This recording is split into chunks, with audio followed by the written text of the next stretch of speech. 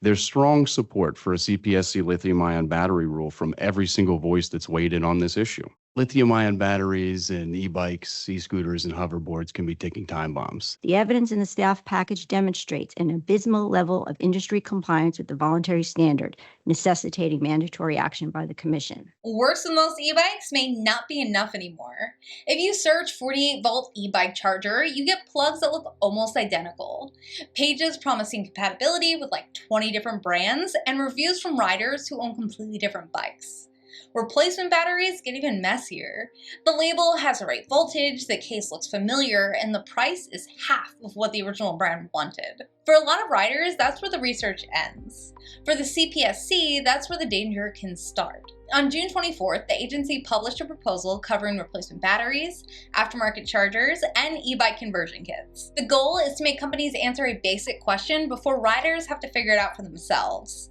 What exactly is this part built and tested to work with?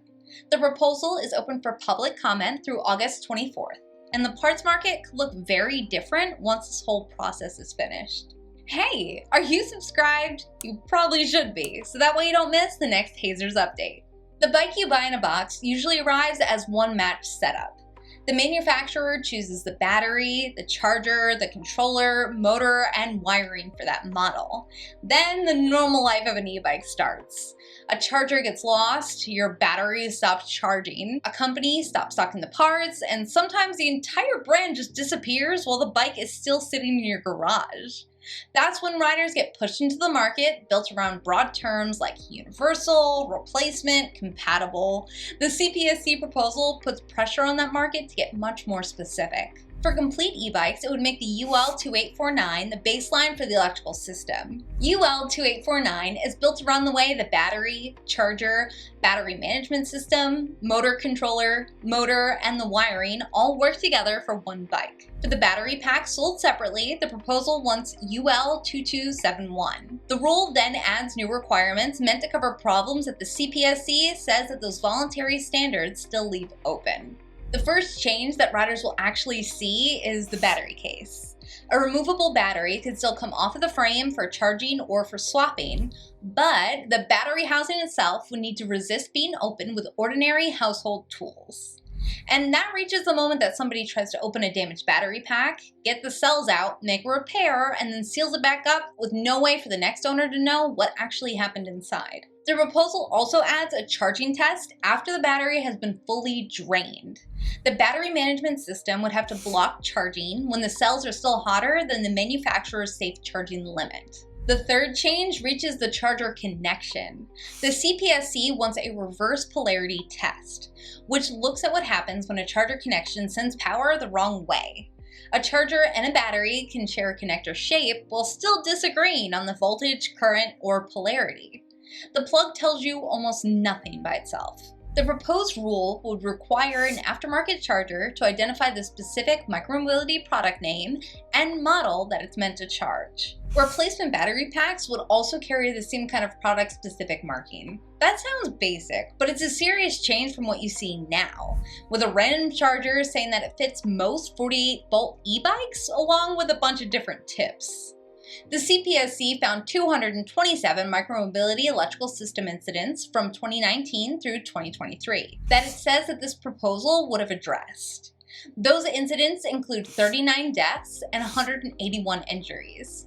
More than half happened while the product was plugged in and charging. The agency separately counted 17 incidents involving aftermarket batteries or chargers, including 2 deaths and 8 injuries.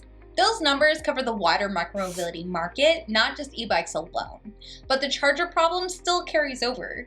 A replacement charger should come with a clear answer as to what battery it belongs with.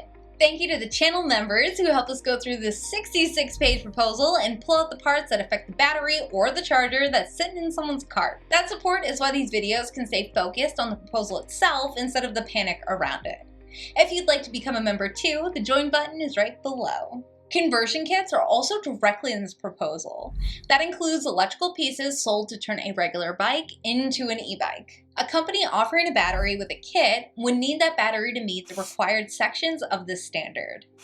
And a charger offered with the kit would need protection against misalignment, reverse polarity, or electrical mismatch. The proposal also names requirements for motor controllers and the rest of the electrical package.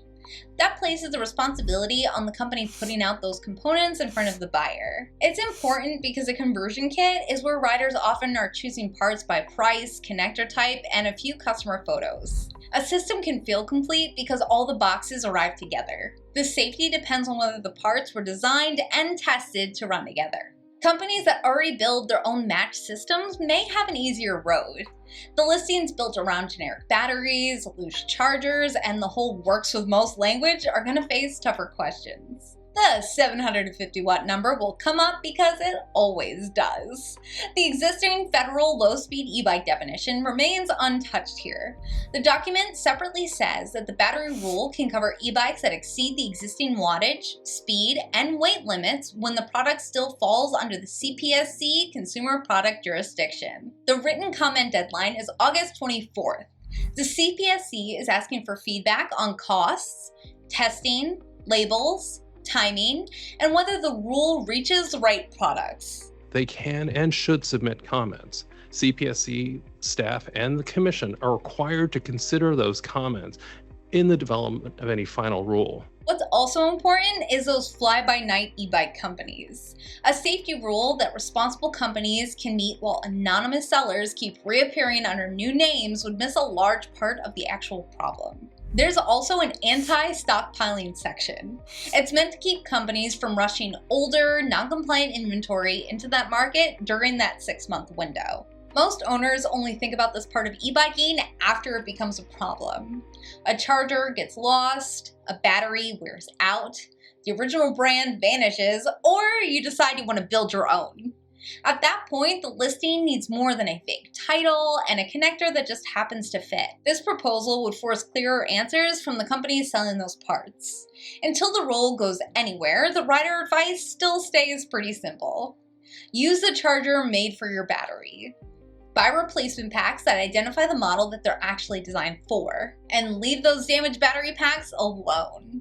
And treat Universal as a reason to dig deeper before you hit buy now. Subscribe for the follow-up for when the comments come in and we find out what the CPSC keeps, changes, or drops.